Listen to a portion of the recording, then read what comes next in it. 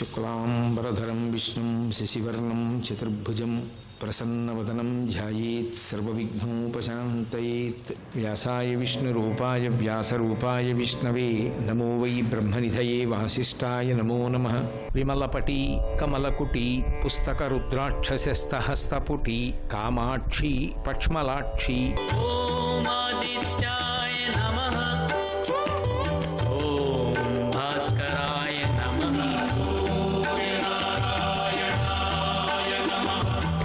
శ్రీరామాయణంలో రామచంద్ర ప్రభువుకి అగస్త్య మహర్షి ఉపదేశం చేసినటువంటి ఆదిత్య హృదయం సూర్య సంబంధమైనటువంటి ఉపాసనలో ఎనలేని ఖ్యాతిని పొందినటువంటి మంత్రరాజు. అది 31 శ్లోకాల రూపంలో ఉన్నప్పటికీ కూడా సంప్రదాయంలో దానిని మంత్రమని పిలుస్తారు. 31 శ్లోకముల యొక్క సమాహార స్వరూపంగా దాన్ని పెద్దలు సంప్రదాయజ్ఞులు భావన చేస్తూ ఉంటారు. ఒకానొక సమయంలో రామరావణ యుద్ధం జరుగుతున్నప్పుడు ఎంత అలిసిపోయి ఉన్నప్పటికీ కూడా రావణుడు మళ్ళీ ఎలాగైనా విజయాన్ని సాధించాలనేటటువంటి ఉత్సాహంతో రామచంద్రమూర్తి మీదకి యుద్ధానికి వచ్చినప్పుడు ఇద్దరి మధ్య జరిగినటువంటి యుద్ధంలో అంతటి రామచంద్రమూర్తి కూడా బడలిపోయారు. ఆ యుద్ధం ఏం సామాన్యమైనటువంటి యుద్ధం కాదు. ఎప్పుడెప్పుడు రావణాసురుడు నిహతుడైపోతాడా, ఎప్పుడెప్పుడు అతని 10 తలకాయలు తెగిపోతాయా అని దేవతలు, ఋషులు, గంధర్వులు అందరూ కూడా వచ్చి ఆకాశ మార్గంలో నిలబడి ఉన్నారు. నిలబడి రావణ వధ కొరకు ఎదురు చూస్తున్నారు. మహర్షి రామరావణ యుద్ధం గురించి మాట్లాడుతూ ఒక మాట అంటారు, గగనం గగనాకారం. ఆకాశాన్ని పోల్చాలి అంటే ఆకాశానికి ఆకాశమే సాటి, అలాగే సముద్రాన్ని పోల్చాలి అంటే సముద్రానికి సముద్రమే సాటి, రామరావణ యుద్ధానికి పోలిక చెప్పాలి అంటే రామరావణ యుద్ధమే సాటి. మళ్ళీ వేరొక యుద్ధాన్ని రామరావణ యుద్ధంతో పోల్చడం కుదరదు అంటారు. అంత భయంకరమైనటువంటి యుద్ధం జరుగుతోంది. రావణ వధ జరిగిపోవాలి అని అందరూ కూడా కుతూహలంతో ఎదురు చూస్తున్నారు. ఆ ఎదురు చూస్తున్న సమయంలో అలసిపోయి ఉన్నటువంటి రామచంద్రమూర్తికి విజయం కలగాలనేటటువంటి తాపత్రయంతో అగస్త్య మహర్షి వచ్చి ఉపదేశం చేసినటువంటి అద్భుతమైనటువంటి మంత్రరాజమే ఆదిత్య హృదయం. ఆదిత్యుడు అన్న మాటకు అర్థం అదితి యొక్క కుమారుడు అని. కశ్యప ప్రజాపతి యొక్క కుమారుడు సూర్యుడుగా చెప్పబడతాడు. అందుకే మనకి ఆ కశ్యప ప్రజాపతి యొక్క భార్య అదితి, వేరొక భార్య దితి. దితి సంతానమంతా దైత్యులు, దానవులు. అదితి యొక్క సంతానమంతా దేవతలు. ఆ అదితి యొక్క కుమారుడు కనుక ఆదిత్యుడు ఒక అర్థం కాదు. ఆదిత్యుడు అన్న మాటకి అర్థం ఏమిటి అంటే అసలు దైన్యము లేకుండా చేయువాడు అని. ఎప్పుడూ ఏదో లేదనేటటువంటి బాధని పోగొట్టగలిగినటువంటి వాడు, చీకట్లను పోగొట్టేటటువంటి వాడు. ఇన్ని అర్థాలతో కూడుకున్నవాడై ఆదిత్య హృదయము అన్న మాటకు అర్థం ఏంటంటే, హృదయము అంటే ఆ సూర్యబింబము యొక్క కేంద్రస్థానమునందు ఏ శక్తి అంతా కూడా ఒక సాకార రూపాన్ని ధరించి నిలబడి ఉంటుందో అటువంటి ప్రదేశాన్ని, అటువంటి మూర్తిని చేసేటటువంటి ఉపాసన. ఆ ఆదిత్య హృదయం అగస్త్య మహర్షి రామచంద్ర ప్రభువుకి ఉపదేశం చేశారు. మనకి కురుక్షేత్ర సంగ్రామం జరిగినప్పుడు భగవద్గీతని అర్జునుడికి కృష్ణ భగవానుడు ఎలా బోధించాడో, అలా రామరావణ యుద్ధం జరుగుతున్నప్పుడు అగస్త్య మహర్షి రామచంద్రమూర్తికి ఉపదేశం చేస్తే వచ్చినటువంటి అద్భుతమైనటువంటి శ్లోకముల యొక్క పరంపరయే ఆదిత్య హృదయం. ఆదిత్య హృదయం ఆనాటి నుంచి ఈనాటి వరకు కూడా లోకంలో ఉపాసన చేయబడుతూనే ఉంది. ఆదిత్య హృదయం ఎంత శక్తివంతము అంటే అది ఇవ్వలేనటువంటి ఫలితం ఏమీ లేదు. లోకంలో సమస్త ఫలితాలను అది ఇచ్చేయగలదు. యుద్ధభూమిలో ప్రకాశించినటువంటి 2 అద్భుతమైనటువంటి విశేషాలలో ఒకటి భగవద్గీత అయితే ఒకటి ఆదిత్య హృదయం. వాల్మీకి మహర్షికి రామాయణమునందు అసలు స్తోత్రముల గురించి మాట్లాడేటటువంటి అలవాటు తక్కువ.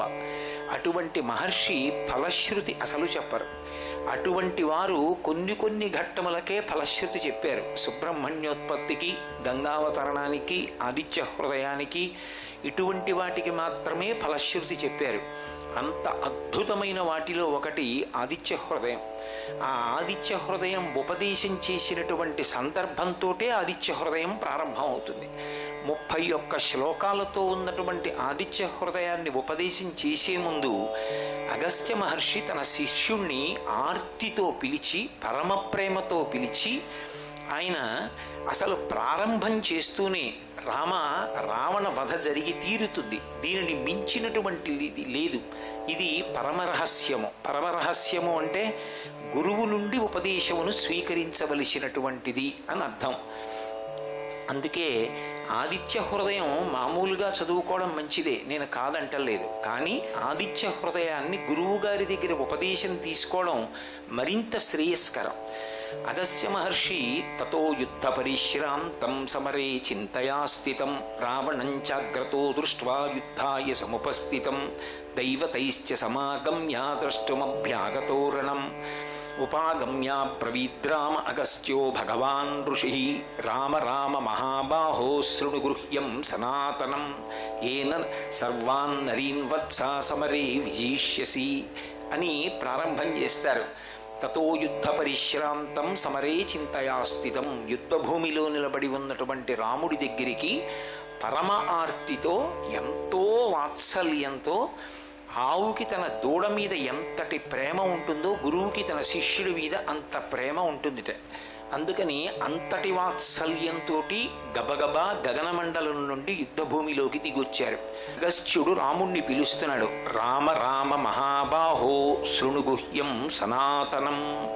సనాతనమైనది, రహస్యమైనది ఆదిత్య హృదయము. సూర్యునిలో ఉండేటటువంటి అనుగ్రహ శక్తి నీ యందు ప్రవేశించి ఉత్సాహాన్ని పొంది నీ ఎదుట ఉన్నటువంటి లక్ష్యాన్ని ఛేదించడానికి వీలైనటువంటి స్థితిని కల్పించడానికి నీకు ఈ ఉపదేశం చేస్తున్నాను అని రామ రామ మహాబాహో అని పిలుస్తారు. మహాబాహో చేతులు, పెద్ద చేతులు కలవాడా అని పిలిచారు. ఎందుకని? రాముని చేతులు ధర్మ సంస్థాపన కొరకు నిలబడి ఉంటాయి. అటువంటి మహానుభావుడైనటువంటి రాముడి చేతుల యొక్క శక్తి ఆ ధనస్సు పట్టుకోవడంలో, బాణాలను విడిచిపెట్టడంలో ప్రచోదనమై అది రావణ వధకు కారణం కావాలి. ఒకసారి పిలవరు రామ అని. రామ రామ మహాబాహో అంటే గురువుగారి యొక్క సంతోషం, ఆ శిష్యుడు గట్టెక్కిపోవడానికి, శిష్యుడు విజయం సాధించడానికి కావలసిన దాన్ని నేను ఉపదేశం చేసేస్తున్నాను. ఇది గురువుకి తాను ఉపాసన చేసేటటువంటి విధానం మీద ముందు తనకి నమ్మకం ఉండాలి. తాను ఒక మాట మాట్లాడాడు అనుకోండి, ఆ మాట్లాడినటువంటి మాట మీద గురువుకి పరమ విశ్వాసం ఉండాలి. నేను మాట్లాడుతున్నది పరమ సత్యమే, ఆ నమ్మకంతో మాట్లాడగలగాలి. 2, తాను ఒకసారి ఉపదేశం చేసిన తరువాత అది పనిచేస్తుందా పనిచేయదా ఈ అనుమానం గురువుకు ఉండకూడదు. త్రికరణ శుద్ధిగా ముందు దాని మీద విశ్వాసం గురువుకు ఉండాలి. అందుకే రామ రామ ఆ పిలవడంలో 2 మాటలు పిలిచాడు. రామ రామ అంటే ఆయన సంతోషం.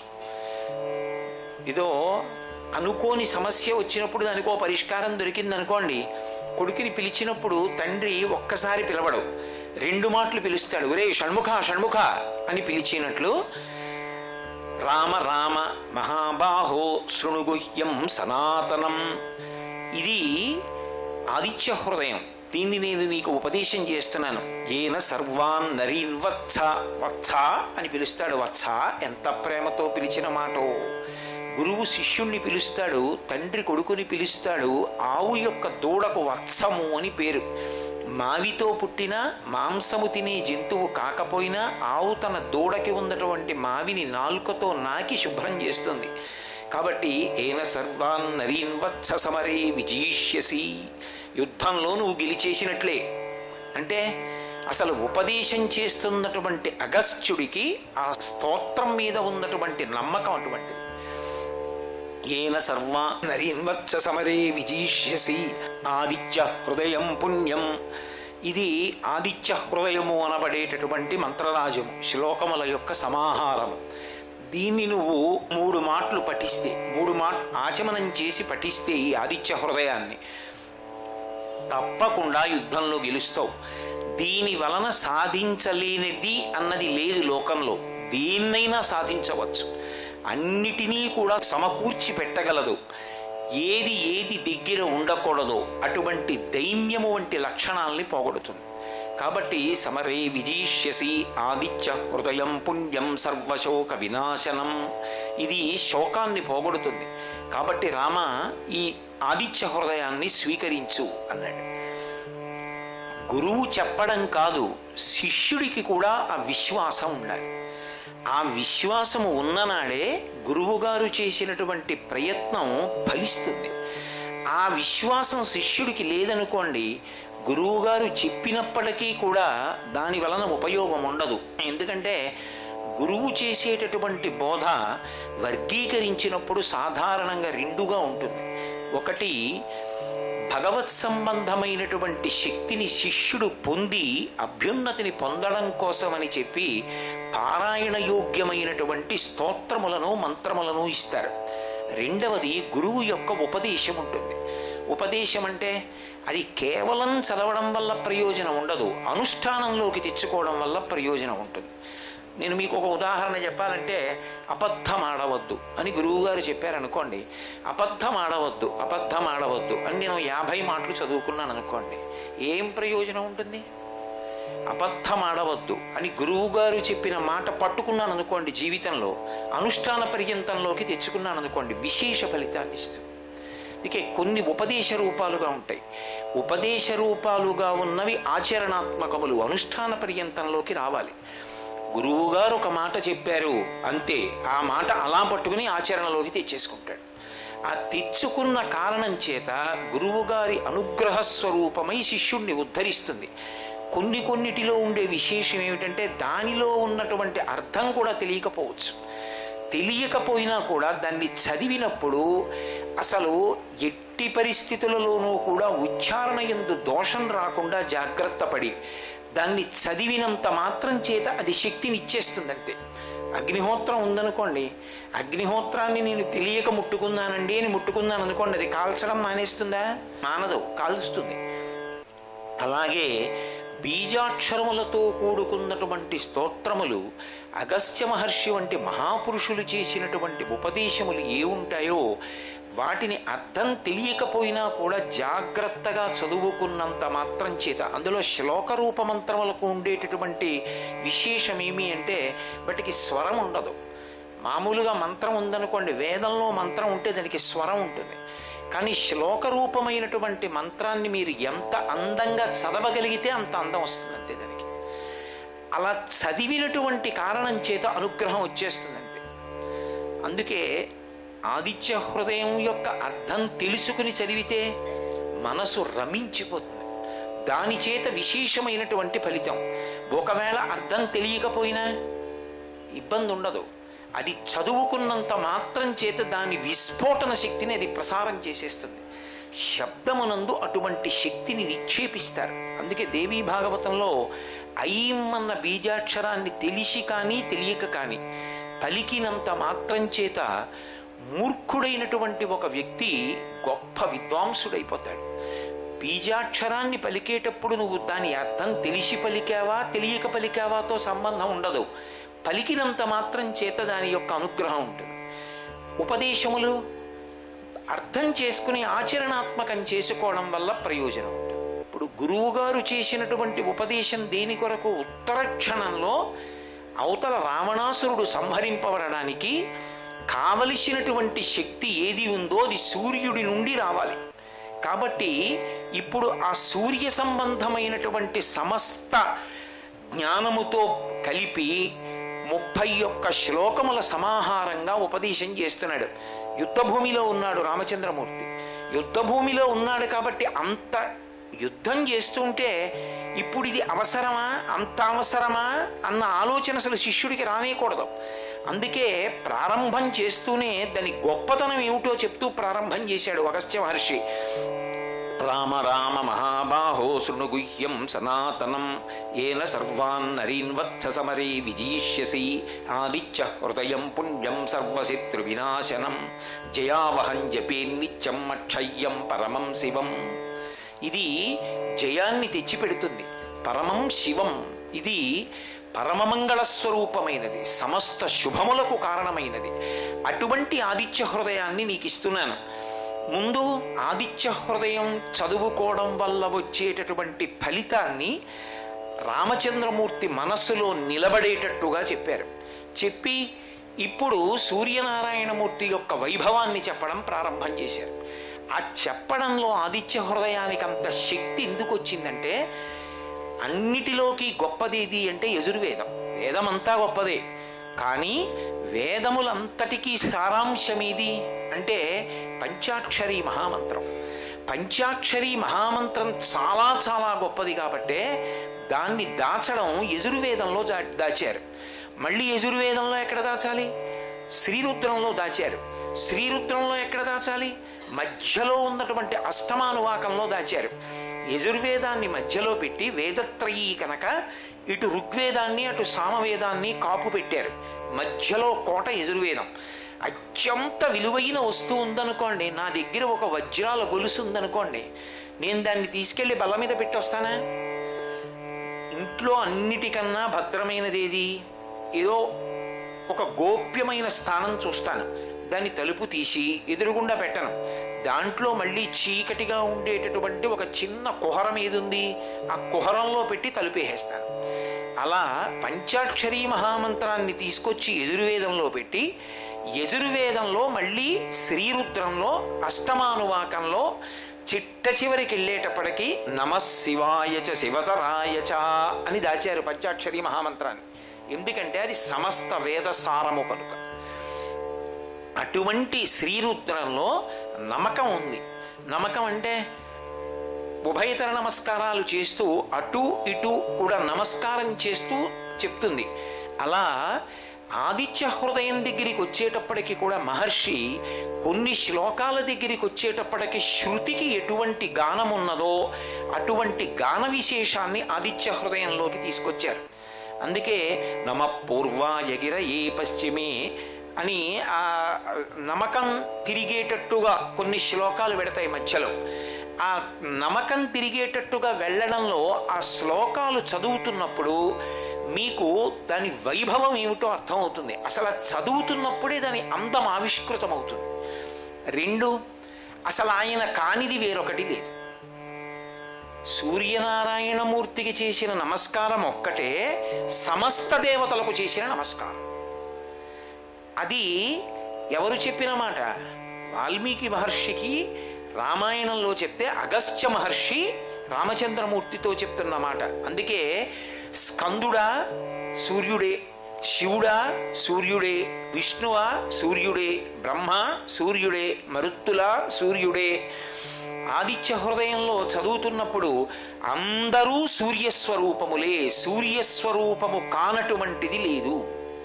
అందుకే జయావహం జపే నిత్యం అక్షయ్యం పరమం శివం ఏన సర్వాన్ నరీన్ వత్స సమరే విజయిష్యసి అంటూ ఆయన అందులో వరుసగా భగవంతుని యొక్క నామములు ఎన్నున్నాయో అన్నిటినీ చెప్తూ స్కంద, సూర్య, శివ, విష్ణు, బ్రహ్మ, మరీచి, మరుత్తులు, ఋషులు అందరూ సూర్యుడి యొక్క స్వరూపమే. అసలు ఆయన రూపము కాని వాళ్ళు లేరు. ఎక్కడ చదవాలి ఆదిత్య హృదయం అంటే ఆయన ఒక మాట చెప్పారు, కాంతారీషు భయేషు చ. ఆదిత్య హృదయం చదివేది ఎప్పుడు భయం వేస్తే అప్పుడు చదువుకోవచ్చు. ఏదో మంత్ర జపం కోసం కాదు, అకస్మాత్తుగా ఏదో భయం వేసింది అనుకోండి, మహారణ్యంలో ఉన్నారు, ఒంటరిగా ఉన్నారు, భయం కలిగింది, అంతే. కాంతారీషు భయేషు చ, అక్కడ కూర్చుని ఆదిత్య హృదయాన్ని జపం చేయొచ్చు. ఆదిత్య హృదయాన్ని మహర్షి ఎంత గొప్పగా ఇచ్చారంటే, ఆదిత్య హృదయం చదవడానికి ఎంత సమయం పడుతుందో సూర్యోదయానికి అంతే సమయం పడుతుంది. మీరు ఎప్పుడైనా సముద్రం ఉన్నటువంటి ప్రాంతాలకు వెడితే చీకటిగా ఉంటుంది. తూర్పు దిక్కున సముద్రంలోంచి ఎర్రటి కాంతి కొడుతుంది పైకి. ఎక్కడ ఎదురుగుండా చూస్తున్నప్పుడు తూర్పు దిక్కున సముద్రంలోంచి ఎరుపు కాంతి పైకి రావడం మొదలుపెట్టిందో మీరప్పుడు ఆదిత్య హృదయం చదవడం మొదలుపెట్టారనుకోండి, గబగబ గబగబ గబగబ చదవకూడదు. చక్కగా అందంగా గానం చేస్తూ చదువుతున్నారు అనుకోండి. తతో యుద్ధ పరిశ్రాంతం సమరే చింతయా స్థితం రావణం చాగ్రతో దృష్ట్వా యుద్ధాయ సముపస్థితం దైవతైశ్చ సమాగమ్య ద్రష్టుమభ్యాగతోరణం ఉపాగమ్య ప్రవిద్రామ అగస్త్యో భగవాన్ ఋషి రామ రామ మహాబాహో శృణుగుహ్యం సనాతనం ఏన సర్వాన్ నరీన్ వత్స సమరే విజీష్యసి ఆదిత్య హృదయం పుణ్యం సర్వశత్రు వినాశనం జయావహం జపే నిత్యం అక్షయ్యం పరమం శివం అని ఒక వరుస క్రమంలో అందంగా చదువుతుంటే మెల్లిమెల్లిగా ఆ సముద్రంలోంచి నీటిలోంచి ముందు ఇలా ఒక గీత గీసినట్టుగా వస్తుంది. అది మెల్లగా పైకి వచ్చేటప్పటికి సగం వస్తుంది. వచ్చేటప్పటికి సముద్రం మీద ఎరుపు కాంతి పడడం మొదలవుతుంది. ఆ ఎర్రటి బింబం ఇలా పైకొచ్చి అరుణ బింబం నీటి మీదకి తేలుతుంది. కొద్ది క్షణాలు ఉంటుంది. అప్పుడు ఏమవుతుందంటే ఆ బింబం దగ్గర నుంచి మీరు కూర్చున్న వరకు ఎర్రటి జాడ పడుతుంది నీటి మీద పడి. ఆ కెరటాలు ఇలా కదులుతుంటే అక్కడ వరకు నీలంగా ఉంటుంది, అక్కడ ఒక్క చోట ఎరుపెక్కుతుంది నీరు, పక్కన నీలంగా అయిపోతుంది, ఎర్రటి జాడ పడుతుంది. అటువంటి సూర్యబింబం ఏదుందో నిజానికి ఆదిత్య హృదయం ఎప్పుడు చదివినా ఆ బింబాన్నే ఉపాసన చేయాలి. అది సర్వశ్రేష్టం. అటువంటి బింబాన్ని ఉపాసన చేస్తూ అది ఒక్కసారి దర్శనం చేస్తే చాలు. అదే సూర్యనారాయణమూర్తి విషయంలోనూ మిగిలిన దేవతల విషయంలోనూ వచ్చే ప్రధానమైనటువంటి తేడా. సర్వం శ్రీ ఉమామహేశ్వర పరబ్రహ్మార్పణమస్తు. స్వస్తి.